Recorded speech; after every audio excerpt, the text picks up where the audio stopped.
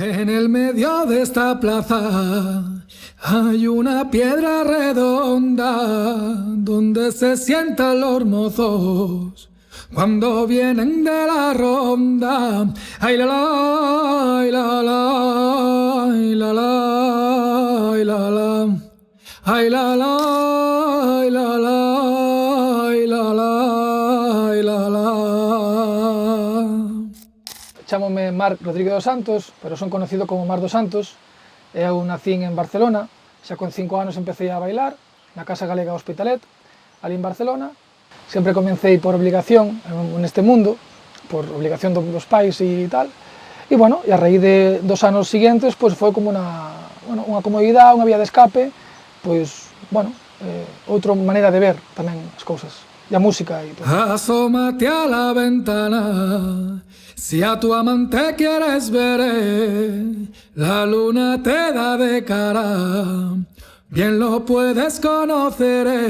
Ay la la, ay la la, ay la la, ay la la, ay la la, ay la la, ay la la, ay la la. A miña relación co Concello da Mezquita era porque tamén eu de cativo estuvimos vivendo aquí dos 7 aos 11 anos, eu.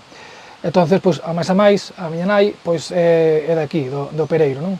O meu pai é de Progo, do Concello de Ríos.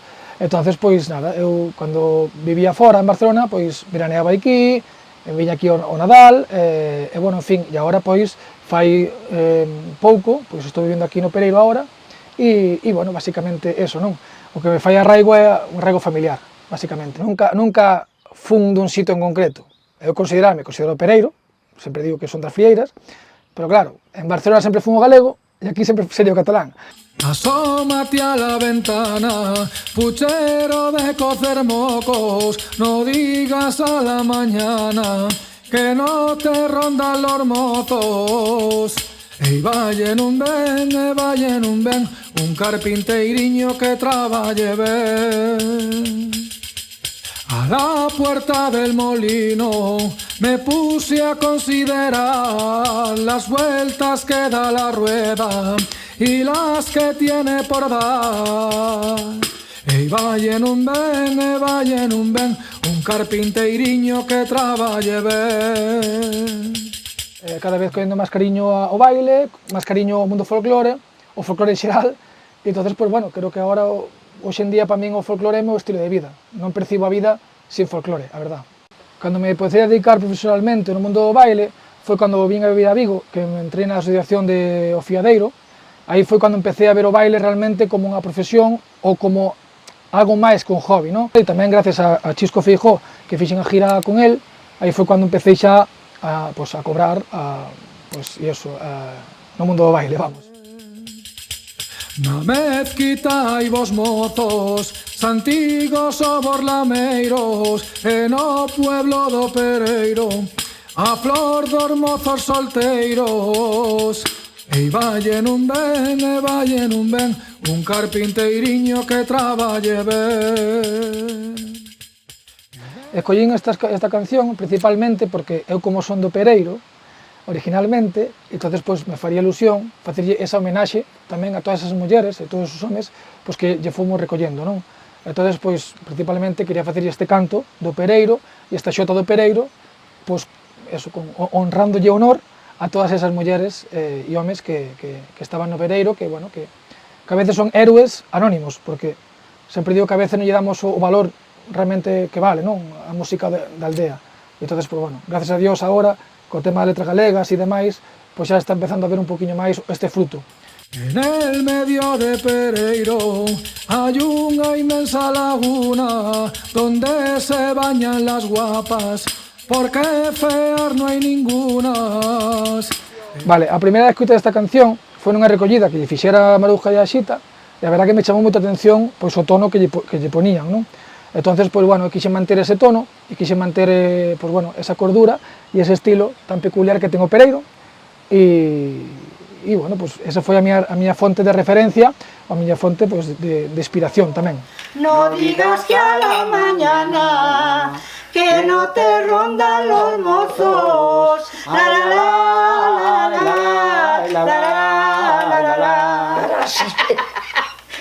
Asómate a la En medio de esta plaza hay una piedra redonda, donde se juntan los mozos cuando vienen de la ronda. Pero, Maruja, cantas moi ben, Canta moi ben. Pero que te digo eu, la gracia de cantar non se compra ni se hereda. Se la dá Dios a quen quere e a mí me dejo sin ella. Non me quillo dar. Outra era: asómate a la ventana, si a tu amante quieres ver. La luna te da de cara, bien lo puedes conocer. La luna le da de cara, bien lo puedes conocer. Ay la la, ay la la, ay la la, ay la la. Esa ronda es muy bonita, ¿eh? Sí, sí. Por las estrellas del cielo, ¿cómo era? Por las estrellas del cielo seguían los marineros, y yo me guío por tus ojos que parecen dos luceros. Sí, sí, xa. Eu penso que me fai sentir en casa, creo que nos pasa a moitos galegos, que é Galicia en xeral, concretamente, non?